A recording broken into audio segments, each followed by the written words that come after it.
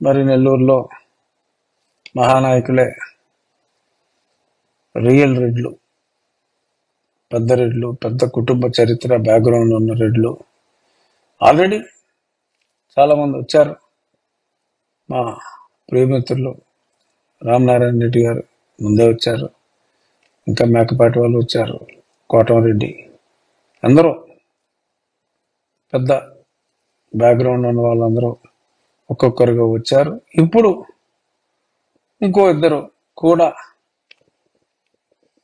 సనామధేయులు, అంటే ఒకే పేరున్నవారు,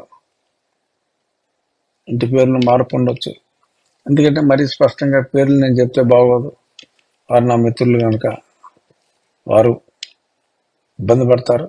సో కాబట్టి బహుశా 2-3 రోజుల్లో,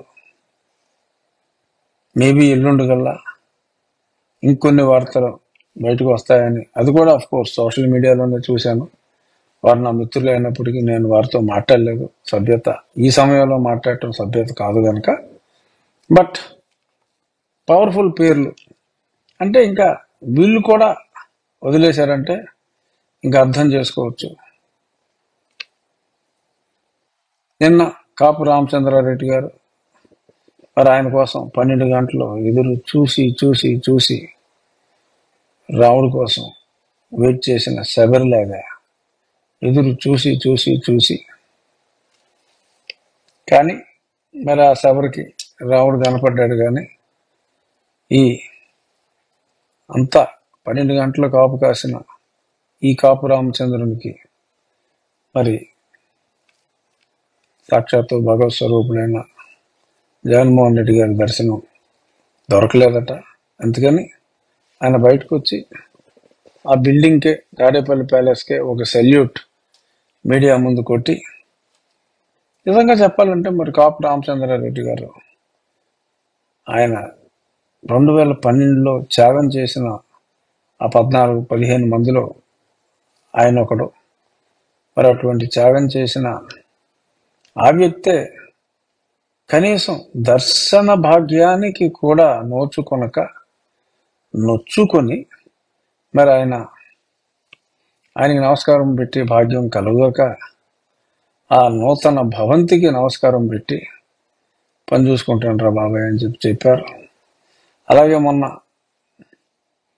ఎంఎస్ బాబు సరే ఆయన బెదిరించారట. బెదిరిస్తే మళ్ళీ ఆయన, ఎవరికైనా జీవితం మీద ఆశ ఉంటుంది. సో కాబట్టి మరి ఆయన లేదు నేను ఎక్కడే ఉంటాను, ఈ పార్టీలోనే ఉంటానని చెప్పి ఆయనతో ఏదో అనిపించినట్టుగా తెలిసింది. ఏదైనా ఫిజికల్గా ఇంకొన్ని వారాలు భయపెట్టవచ్చు. ఆ తర్వాత మళ్ళీ చెప్తారు వాళ్ళు వచ్చి, నన్ను అప్పుడు భయపెట్టారు, నన్ను చంపుతా అన్నారు, ఇప్పుడు నేను నిజం చెప్తున్నానని చెప్పి మళ్ళీ వాళ్ళు నిజం చెప్పే అవకాశాలు కూడా ఉన్నాయి. అన్నిట్లకన్నా నా మనసును నిజంగా నొప్పించింది అమర్నాథ్, గుడివాడ అమర్నాథ్. వాళ్ళ తండ్రి గారితో నాకు చక్కటి పరిచయం. ఆయన 99లో ఎంపీగా ఉన్నప్పుడు ఢిల్లీలో చాలా ఎక్కువగా కలిసేవాళ్ళం. వాళ్ళ అబ్బాయిగా నాకు కాస్త పరిచయం, కాస్త స్నేహితులు. వాళ్ళ తండ్రి నేను స్నేహితులు, కానీ ఈ మంత్రి గారు నేను స్నేహితులు అని చెప్పలేం. కానీ yes, we know each other quite well. కేవలం మరి మొన్న కూడా ఒకసారి మాట్లాడుకున్నాం.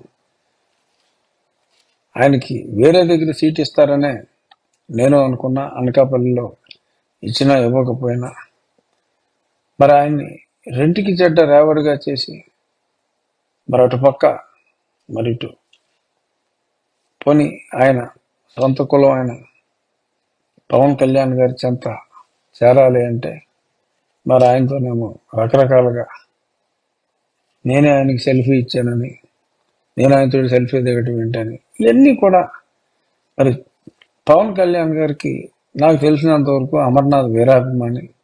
అటువంటి వీరాభిమాని చేతే మరి ఇన్ని మాటలు అన్యాయంగా మాట్లాడించి పాపం ఇవాళ ఆయనకి నమ్ముకున్న అమర్నాథ్కి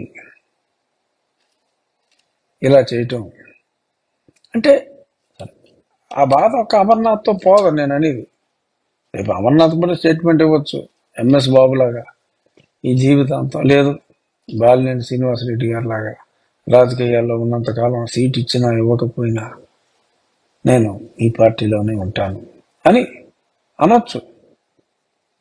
అన్నాక వెంటనే మారచ్చు. బట్ అమర్నాథ్కే ఇలా అయింది అంటే అసలు క్రెడిబిలిటీ ఎలా ఉంటుంది నాయకుడికి అనేది మిగిలిన నాయకులు అందరూ కూడా ఆలోచిస్తారు, ప్రజలందరూ కూడా ఆలోచిస్తారు. మరి 3 శాఖలు ఉన్న అమర్నాథ్కే ఇంత దారుణంగా వాడుకొని మరి రేపు మరి జోగి రమేష్ గారికి ఏం చేస్తారో కూడా నాకు తెలియదు. సో ఇలా మరి క్రెడిబిలిటీని పూర్తిగా పోగొట్టుకున్నారు. అలాగే పాపం ఆయన కోసం స్పీకర్ స్థాయిని కూడా పక్కన పెట్టి వంది మాగధుడి స్థాయికి కన్నా కూడా తగ్గి మెచ్చుకున్నారు మిత్రులు సీతారాం గారు. మరి సీతారాం గారికి మరి కూడా షాక్ ఇస్తున్నట్టుగా తెలిసింది. వారికి అస్వస్థతకు జనరల్గా మరి టికెట్ ఇవ్వట్లేదంటే మరి ఆయన ఒక స్థాయికి దిగొచ్చి మరి అంత పోడేసిన తర్వాత ఒక్కసారి టికెట్ లేదు అంటే మరి వారి మానసిక పరిస్థితి ఎలా ఉంటుంది? మరి వారు అనారోగ్యం పాలయ్యారు. అలా ఈ జిల్లా ఆ జిల్లా లేదు, అక్కడ అనంతపురం మొదలుకొని చిత్తూరు మీదుగా నెల్లూరు, ప్రకాశం ఆల్రెడీ 3-4 మార్చారు, గుంటూరు ఇందాక మాట్లాడుకున్నాం.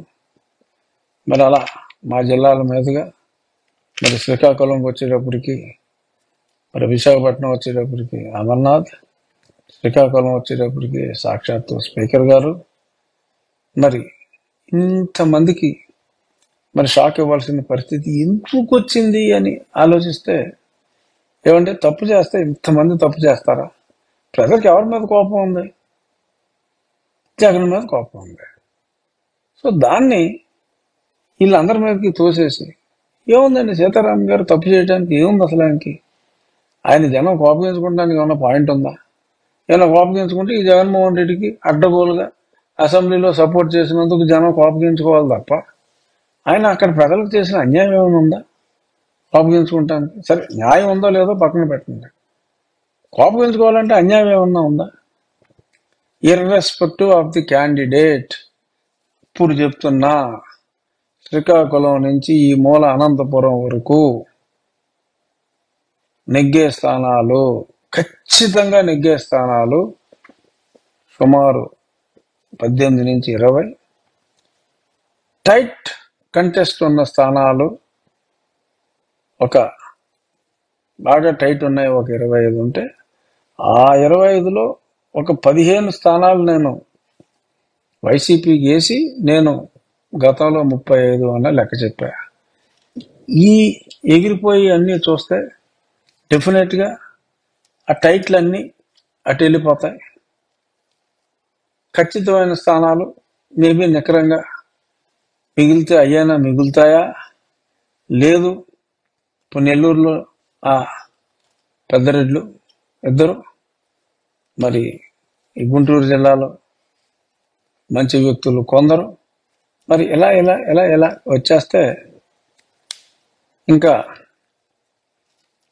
వాళ్ళకి మిగిలింది దేవదాస్ సినిమాలో కల ఇదని నిజమిదని తెలియదులే బ్రతుకింతేనులే అనుకోవాలి. బహుశా ఆ తెలుగు పాట ప్రాక్టీస్ చేస్తే మంచిది. తెలుగు అంటే గుర్తొచ్చింది, నిన్న ప్రపంచ తెలుగు మహాసభలో స్థాయిలో తెలుగు భాష గురించి